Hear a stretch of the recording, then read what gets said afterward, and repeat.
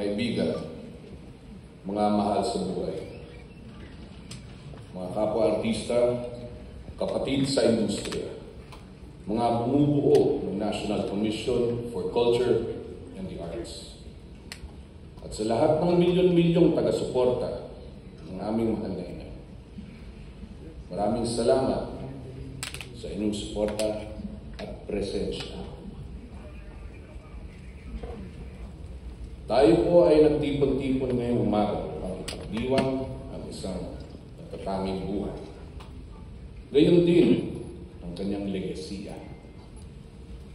Ang pamana po ng nag-iisang superstar ay hindi nananatili sa iisang henerasyon lamang. Ito ay patuloy nananatiling buhay sa puso at kamalayan ng sambayanang Pilipino.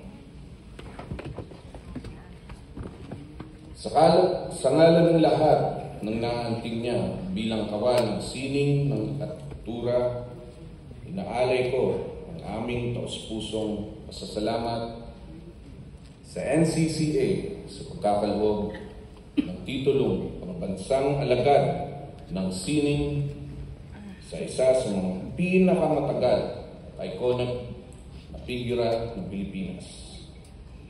Sa aming ina, Binibining Nora.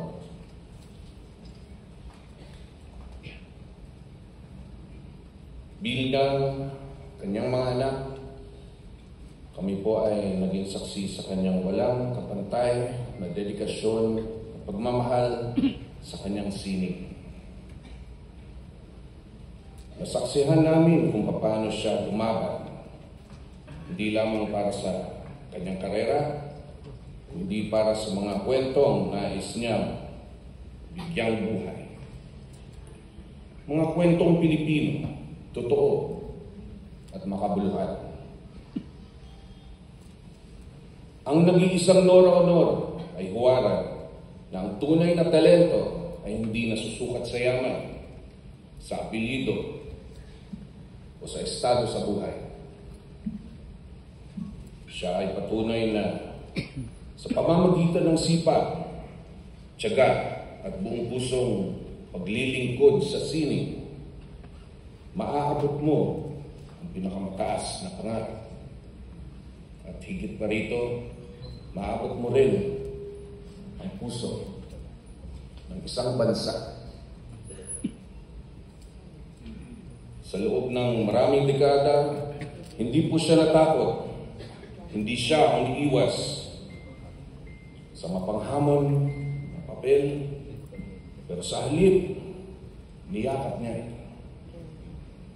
Ginampanan ng tapang at isinabuhay ang mga totohanang madalas ay hindi natin gustong harapin.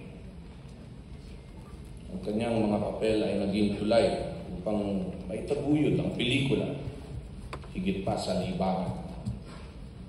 Ang mga ito ay naging anyo ng paninindigan, mukha ng katotohanan sa lamin ng ating lipunan.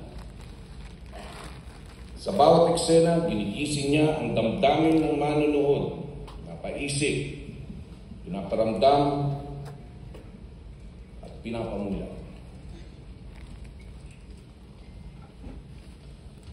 Sa sambayan ng Pilipino at sa NCCA, maraming salamat po sa pagkilala nito. Pinatibay po nito ang pagdiriwang ng isang alagad ng sining ay hindi natatapos sa liwanag ng kamera, kundi nagpapatuloy sa alaala, sa aral, at sa inspirasyong iniiwan nila pagkatapos isara ang kortina. Maraming salamat po. Mabuhay ang sining. Mabuhay si Nora Honor.